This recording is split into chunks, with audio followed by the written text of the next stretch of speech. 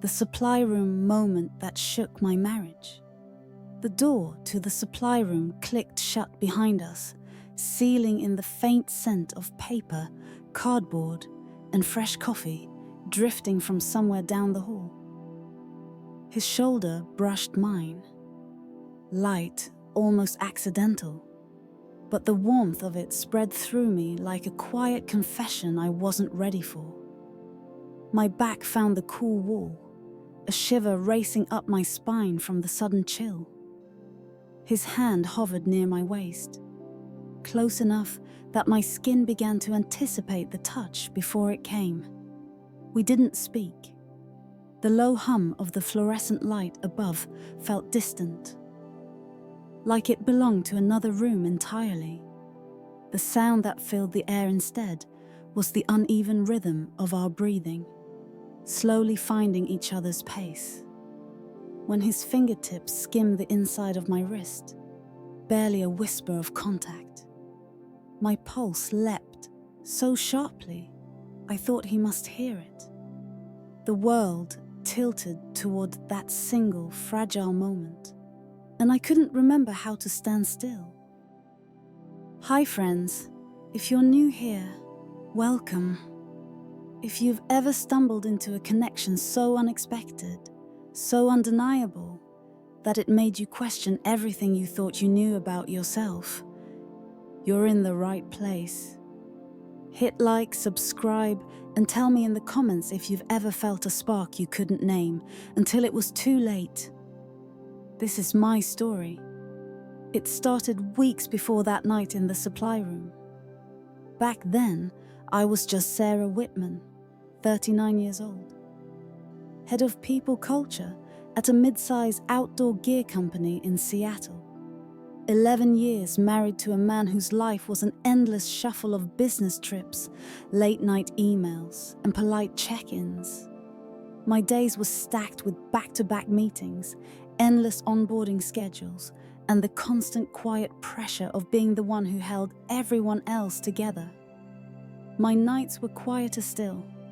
Mark came home on weekends carrying the faint smell of airports and hotel soap. We spoke in lists, repairs the house needed, bills coming due, whose turn it was to call his mother. I couldn't remember the last time we'd had a conversation that wasn't about logistics. We shared a bed, but not a life in the way we used to. And I told myself that was just marriage. One rainy Monday morning, Eli Carter walked into the office. 24 years old, freshly hired in marketing, with hair still damp from the drizzle outside, and eyes that seemed to take in everything at once. His handshake was warm, his smile easy, and there was something in the way he said my name. Like he was trying it on, seeing how it fit. By the second day, he'd stopped calling me Miss Whitman. By the end of the first week, he knew I liked my coffee black, and that the office ficus only survived if you turned it every other Friday toward the window. At first, I noticed him the way you notice a new painting in a hallway you've walked 100 times. Interesting, but easy to walk past. Then I started catching myself looking twice. A quick smile from him across the conference table would linger with me long after the meeting ended. The brush of his hand when passing me a stack of resumes felt warmer than it should have. Our conversations were safe. Deadlines, project updates, office gossip about the vending machine that ate quarters without apology. But underneath, there was something unspoken, a low current humming between us. I could feel it in the way his gaze would catch mine and hold it just long enough for me to notice. One evening, most of the staff had left early because of a storm. The rain streaked the tall windows, and the city lights outside blurred into a watercolor haze. I stayed to finish an email, my office lit only by the warm desk lamp. Eli appeared at my doorway with 2 mugs in his hands. "Thought you could use this," he said, setting the coffee down in front of me. His fingers brushed mine, barely there. But the jolt of it traveled through me, unbidden and undeniable. We both paused, caught in a silence thick enough to feel. Then we smiled, too quickly, and went back to pretending nothing had happened. But something in the air had shifted, and once it does, you can't make it shift back. After that, the moments multiplied. We'd find ourselves side by side at the copier, our arms brushing as we reached for paper. In long meetings, our eyes would meet for a fraction of a second too long, and I'd feel it low in my chest. Passing in the hallway, we'd walk close enough that the space between us felt charged.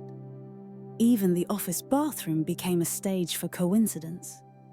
We'd stand at the sinks, washing our hands, our reflections meeting in the mirror. He'd give me that quick, private smile, and I'd find myself looking away that before anyone else could notice. Our messages began after hours. At first, they were about work, clarifying details, confirming meeting times. Then they wandered. He'd send me a photo of the sunset from his apartment rooftop, the sky melting into shades of gold and violet. I'd reply with a picture of my quiet kitchen, the single glass of wine, the empty chair across from me. I told myself it was harmless, that I was just enjoying the attention. But deep down, I knew better. I was stepping closer to a line I had promised never to cross, and the space between us was shrinking every day. On Tuesday, the building felt like it was holding its breath. Rain stitched the windows. The lobby plants gleamed like they'd just been baptized. I told myself to keep my distance, then found my steps matching his anyway. We rode the elevator in a hush that made the floor numbers sound like a metronome. He stood a shoulder's width away, but the nearness felt bigger than space. His sleeve brushed mine when the elevator nudged to a stop, a tiny apology in fabric. I told myself to step out first and didn't. He waited, and we crossed the threshold together like we'd practiced it. At my desk, Normal tried hard to be convincing. My inbox scrolled like a film I'd already seen, every scene predictable. Eli's name appeared in the corner of my screen with a soft ping. "Copy room on 3 is jammed again. Swears it prefers your touch." I typed back, "Tell it this isn't that kind of relationship." He replied with a laughing emoji and a photo of a scrunched ribbon of paper. I stared too long at the shadow of his hand in the frame, veins like fine roads. Some part of me turned, like the ficus on Fridays, hungry for more light. We found reasons to pass each other in the corridors of neutral carpet and quiet air. His voice always softened a register when he spoke to me, like a dimmer slide. Mine did the same, as if matching his tone might keep me safe. Safety, of course, sure was never really the point. The bathroom on our floor had a fluttery motion sensor light that loved drama. Sometimes it waited a beat before blooming on, making you visible in stages. We'd meet there by coincidence that started to look like intention with better manners. Soap smell, running water, the flick of a paper towel, our ritual without a script. One morning, I reached for a tool just as he did, fingers grazing, heat sharp as a spark. We both laughed, too quick, the sound ricocheting off tile like we'd dropped a glass. He stepped back first, as if laying down a line with his body. I stepped back too, then forward a fraction, because gravity is a kind of truth. We talked about nothing and everything in messages that grew longer at night. He sent the edge of a poem and asked if I liked it. I said I loved the part that stung. He told me his apartment hummed when the heat kicked on like a sleeping animal. I told him my house forgot how to sing when Mark was away. At home, the dishwasher clicked. The porch light obeyed. The neighborhood dog made his rounds. Mark's suitcase lived half-packed by the closet, as ready as a thought you don't want to have. And we ate on opposite sides of the island like we were visiting the same country with separate maps. He said, "How was your day?" And I said, "Busy." And the quiet afterward did all the talking. In bed, I watched the ceiling and counted the seconds between passing cars. I tried to remember when touch had last felt like the beginning of a story. The next morning, my makeup looked more thoughtful than my face. I told myself to drink water, to be reasonable, to be a wife first and a person second. The copier on 3 did that stuttering whine that sounds like a plea. Eli opened the side panel and frowned like a doctor. "Do we operate?" he asked, "or give it a gentle pep talk?" "Both," I said, and reached in beside him. Our forearms pressed, skin waking like a hand in the warm water. Paper dust rose up, papery sweet, like the taste of envelopes sealed with a breath. He found the jam and eased it free. I felt the movement in my ribs. The machine purred, newly grateful. We didn't. We made up reasons to share air and then acted surprised to find each other there. A broken stapler. A missing badge. A meeting I happened to relocate to the glass room near his desk. He brought me a mug once with my initials in a neat black font. "It looked like you," he said. Like a dare. I started staying later, pretending the dark made me efficient. He stayed later too, pretending the dark made him brave. The city outside pressed its cheek to the windows and fogged the gaze. In sin, we breathed quieter, and everything else seemed loud. In the storage room, light flickered like it couldn't make up its mind. Rows of boxes stood polite and looked away at the right moments. He reached past me for shipping labels, and his breath lifted the little hairs by my ear. My hand rose without permission, stopping just short of his chest. Heat, soaking the space. We didn't name it, because naming asks for ownership.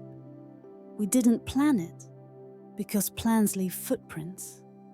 We lived inside the pause, inside the tilt, inside the almost, and the almost filled up the whole room.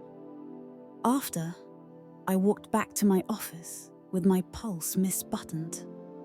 Emails looked like codes I no longer felt compelled to crack.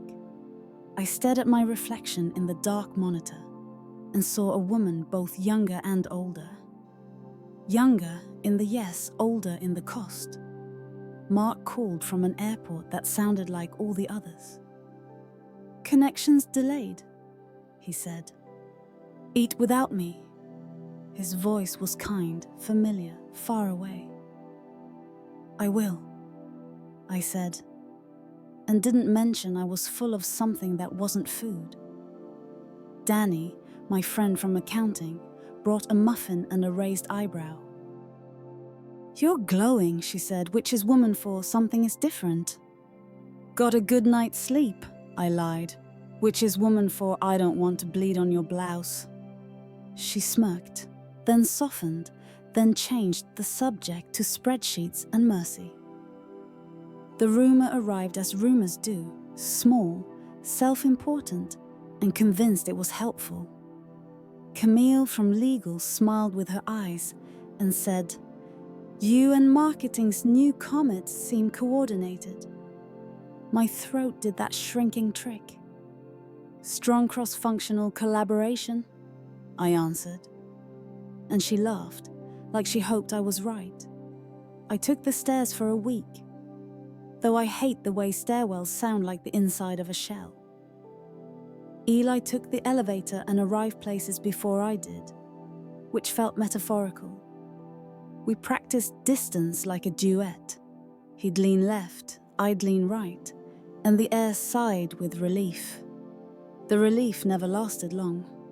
He sent me a photo of his palm, ink smudged from a Sharpie that misbehaved. "Proof I worked today," he wrote. I sent him the corner of my notebook, where I'd drawn tiny windows. "Proof I want more light," I wrote back before I could talk myself out of it. He didn't respond for 10 minutes that felt like 10 hours. When he did, it was only "me too." Sometimes the smallest sentences do the most damage. Sometimes they do the most healing. Friday night, the office thinned to the usual brave and the necessary tired.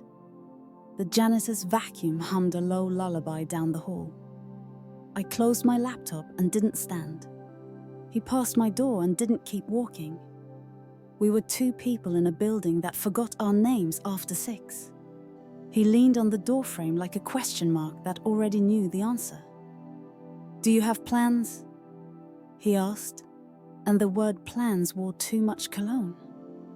"I was going to reorganize my silverware drawer," I said, which meant I was lonely. His mouth bent into a careful smile.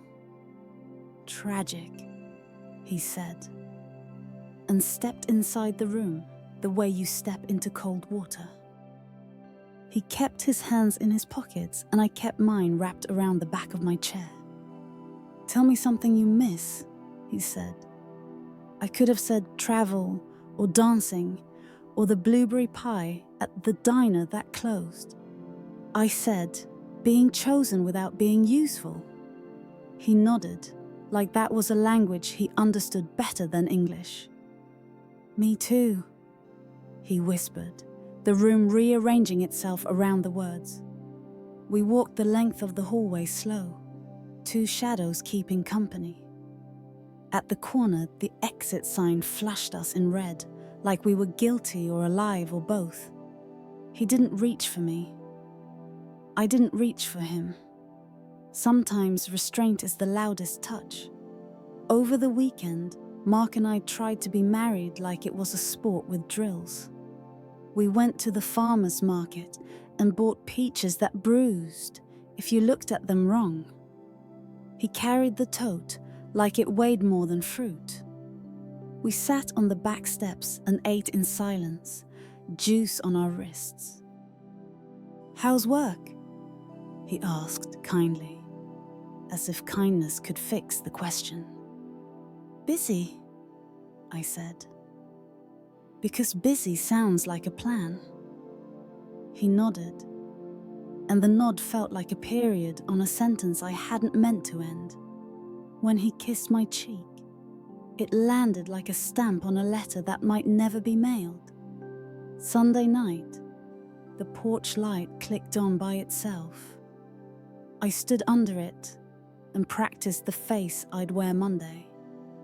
Responsible, approachable, fine. I went inside and set the peaches in a bowl that looked better than it held. Monday morning, the building smelled like rain and toner. I took the elevator because I wanted to feel brave or foolish. I wasn't sure which. The doors opened and he was there. Hair damp, tie not quite decided. We said hi, like the word had more syllables than usual. In the meeting, he sat 2 chairs down and pretended to be interested in budget slides. I pretended the curve of his wrist didn't know my pulse by now. Our eyes met once, and the room moved a fraction left. I anchored myself with a pen I didn't click because the sound would give us away. At lunch, I ate at my desk and told myself to choose slower, to breathe like I wasn't waiting. A message popped up on my screen. Stairs? I typed, no. Then I stood up anyway. On the landing between floors, concrete and air met like indifferent roommates. We didn't yearn closer. We were already close enough for the air to feel crowded. He said, I think about you in the dumbest places, standing in line for coffee, waiting at red lights. I said, me too. And the admission fit my mouth like something I'd practiced. Tell me to stop, he said, eyes steady, but pleading with the part of me that still had rules. I already did, I whispered, and we both heard the way I hadn't. He nodded, like he respected the contradiction. We went back to our floors with our breathing untidy. That afternoon, Camille walked by and made a joke I didn't catch. Her laugh trailed after her like a ribbon that might be a warning. I pretended not to hear the word close in the air around her smile. Pretending is a muscle, and mine was strong but tired. By 5, the sky had the soft bruise color I love. By 6, most of the building forgot us again. I packed my bag with all the conviction of a person who would stay anyway. He appeared in my doorway and said nothing, which was too much and not enough. We didn't go to the supply room that night. We stood in the threshold of my office, a small country with fragile borders. His hand lifted, paused, lowered. Mine did the same, like a mirror wishing it could be glass and not reflection. When I got home, the answering machine blinked like a small lighthouse. My mother had called to ask about Thanksgiving and whether I still liked pecan pie. I said yes to both and heard my own voice sound normal. Normal has a way of being the bravest costume. I showered and watched steam write cursive on the mirror. In the blur, I looked like a woman I almost recognized. I put on lotion that smelled like oranges and thought about his cedar jacket. Some scents become a door you can open without keys. In bed, the ceiling fan traced circles like a patient teacher. I counted them until numbers lost their meaning. When my phone buzzed on the nightstand, I didn't move. Then I did. Unknown number. If you want this to stay quiet, meet me at Harper's Cafe at 5 tomorrow. No punctuation, no signature. I read it twice, then 3 times, as if more passes would change the shape of the words. Sleep came like a reluctant guest and left before coffee. I dressed in the color that makes me feel competent. It would be enough. On the drive, the sky looked like brushed steel, and traffic moved like a single thought. I parked 2 blocks away and walked to Harper's with my hands in my pockets, guarding nothing. Inside, the air smelled like cinnamon and decisions. She sat in the corner, exactly where I knew she would be, posture straight as a line. Neat ponytail, small diamond, a face too young for the kind of conversation we were about to have. She looked up when I approached, and grief flashed across her features like lightning that chose silence. She gestured to the chair across from her.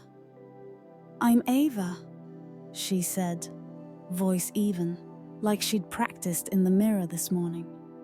Her eyes were sharp but not cruel, the kind that could both cut and mend. "I'm guessing you know why I asked you here." I sat, the chair cold against the back of my legs. "Yes," I said, because pretending would only waste air. She nodded once, as if confirming a bet she'd already won. "We've been together since sophomore year of college," she began. Her fingers curled around the mug, knuckles paling against the porcelain. "I know what's been happening. I know how it looks from the outside. And I'm sure it feels different to you." I opened my mouth, but she lifted her hand, a stop sign painted in kindness.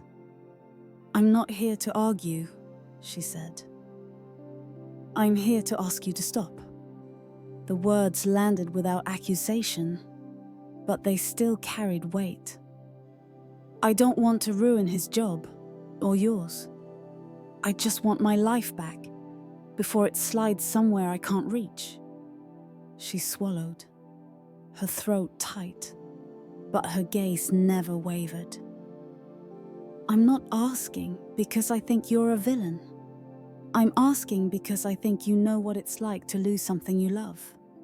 Her words truly stopped me in my tracks. It wasn't an accusation, it was a plea, straight from the heart. Putting yourself in this complicated situation, somewhere between Sarah and Ava. Do you think there's a single right answer? I'd love to hear your perspective in the comments. Something in my chest folded in on itself. I thought about Mark, about our quiet dinners, and the suitcase that never really unpacked. I thought about the way Eli said my name, and the way I'd let that sound change me. "I'm sorry," I said. "I didn't mean for," but the sentence didn't have an end that would help. She nodded again, almost like she understood. "Then promise me," she said softly. I held her eyes for 3 beats, maybe 4. "I promise," I whispered. When she left, the door chimed, letting in a rush of cold air that made my hands ache. I stayed in my seat, staring at the swirl of foam in my untouched coffee. It had gone cold, like something waiting too long to be claimed. I paid, walked out into the grey afternoon, and let the rain stitch my coat to my skin. That night, I texted Eli, "We need to talk." "Not here." His reply came within a minute. "Okay." Always okay. We met the next evening in the 3rd level of the parking garage, where the air smelled like rain and exhaust. "She found me," I said, before he could speak. He closed his eyes, exhaling through his nose like he was holding something back. "I didn't mean to hurt you," he said. "You didn't," I answered. "You found a light I forgot I had." And I lit a match in a room full of paper. We stood in the kind of silence that doesn't ask to be broken. "We stop," I said finally. His jaw worked like he was chewing words that wouldn't go down. He nodded, but it felt like both agreement and surrender. The wind blew through, carrying away the last thing we didn't say. In the weeks after, we became careful. Polite in meetings, cordial in hallways, strangers in the spaces between. He went back to calling me Ms. and Whitman for a time, then Sarah, but without the quiet heat. I stopped waiting for the motion sensor light in the bathroom to notice me. I turned it on myself. Mark came home one Sunday and made pancakes, the kitchen smelling faintly of burnt sugar. He slid a plate toward me and studied my face. "You're quiet," he said. "You okay?" I looked at him for a long moment before answering. "I miss us," I said finally. "I miss what comes after hello." He rested his fork on the edge of his plate, his brow drawn. "I don't know how to get back," he admitted. "We don't," I said. "We go forward, or we don't go." A week later, Eli resigned. "I got an offer in Bend," he told me in the hallway, hands in his pockets. "They liked my portfolio. And I'm going to marry her." He said it like a promise to someone who wasn't in the room.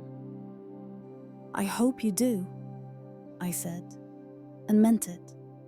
On his last day, I found him in the supply room one more time. The air felt familiar, the light steady above us for once. We didn't touch. We didn't need to. "You taught me something," I said. He raised an eyebrow. "What's that? That I'm still here, and that being found isn't the same as being chosen."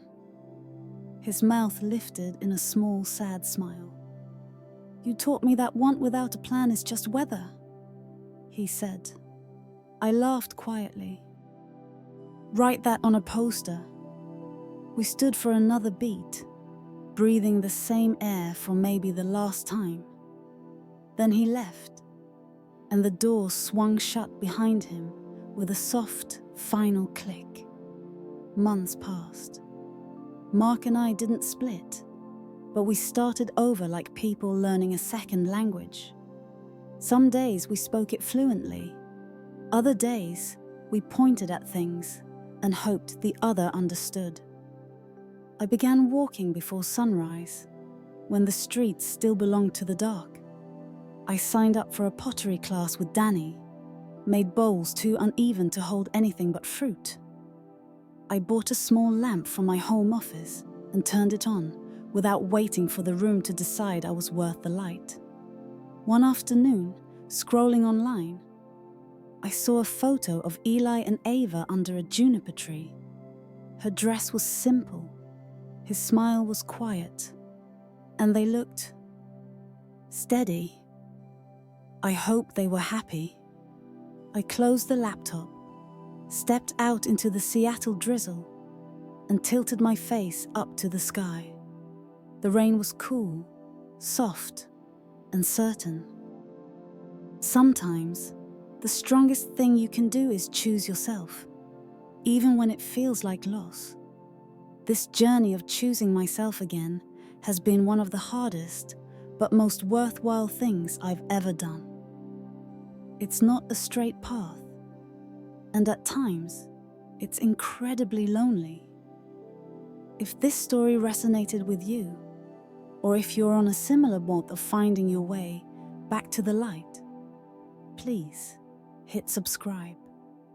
That way, we can keep sharing and navigating these stories together. Thank you for being here.